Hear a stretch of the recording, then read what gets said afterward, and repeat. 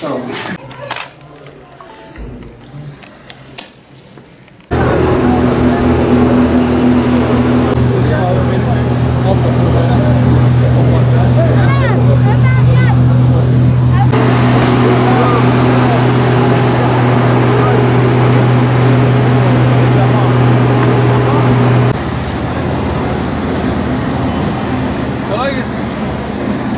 Evet.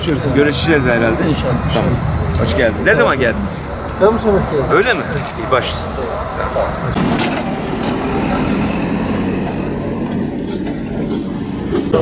Sağ ol. Geçmiş olsun. Geçmiş olsun.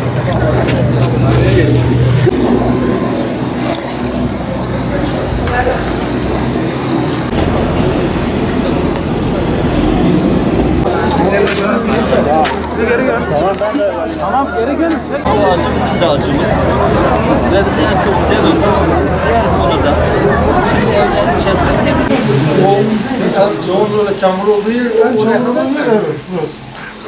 Limanın Süleyman yeri de yukarıda, burası alçakta kalıyor.